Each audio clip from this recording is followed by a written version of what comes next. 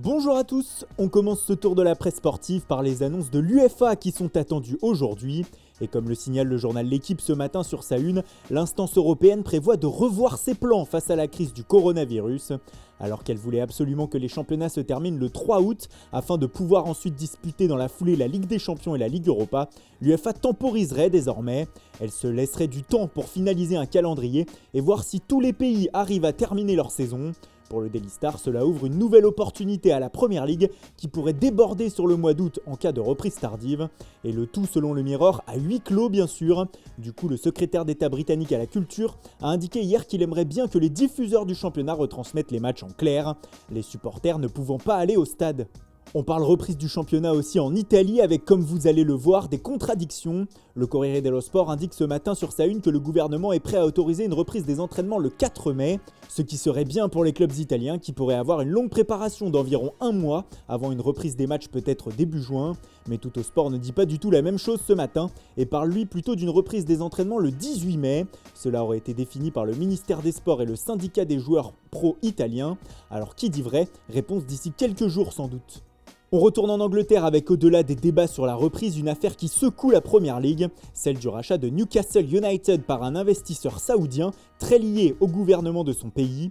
Du coup, ça ne plaît pas à tout le monde, notamment à beIN Sport, groupe qatari. Hier, on apprenait que le directeur général du groupe médiatique avait envoyé un courrier à la Premier League afin de stopper ce rachat. La raison, les Saoudiens orchestreraient depuis des années le piratage des chaînes beIN Sport dans le monde entier et diffuseraient leur contenu sur une chaîne pirate leur appartenant. Du coup, comme le rapporte The Times ce matin, une enquête aurait été lancée par la Premier League afin de déterminer si l'Arabie Saoudite est vraiment derrière ce piratage. D'autres voix exhorteraient le gouvernement à intervenir sur ce dossier, mais comme le rapporte The Guardian, celui-ci a indiqué qu'il ne bloquerait pas le rachat de Newcastle par les Saoudiens. C'est à la Premier League de le faire si elle pense que les accusations sont avérées. Vous l'aurez compris, la guerre d'influence Qatar-Arabie Saoudite a trouvé un nouveau terrain, le sport et le football. Allez, on passe à l'actualité mercato avec encore une fois Lautaro Martinez en une de Sport ce matin.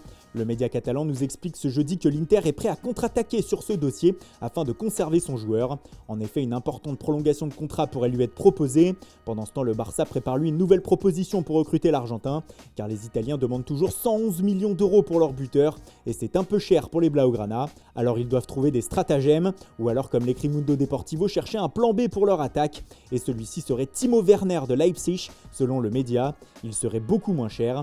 Enfin, pour revenir à Sport, sachez que selon le journal, 2 nouveaux clubs de Premier League se seraient positionnés afin de recruter Philippe Coutinho l'été prochain.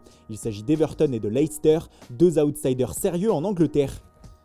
L'Angleterre justement, on y retourne avec Paul Pogba qui s'affiche en une du Manchester Evening News. Le média explique que le Français a toujours une option dans son contrat lui permettant de prolonger automatiquement son contrat d'1 an avec Manchester United et ainsi d'être lié jusqu'en 2022 avec les Red Devils. Mais pour le moment, ces derniers refusent d'activer cette option car l'attitude de Mino Raiola, l'agent de Pogba, les agace. Il explique sans cesse que son poulain est bientôt libre et qu'il faut venir l'arracher à Manchester. Mais le club mancunien voit ce numéro comme un jeu et une manière de mettre la pression au club pour qu'il offre un meilleur contrat à son poulain.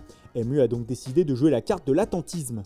Et on termine en Espagne où ce matin les 2 quotidiens pro-madrilènes font leur une sur un Français, Eduardo Camavinga. Pour Marca, l'équation est même très simple, la voie est désormais libre pour recruter la jeune pépite du Stade Rennais.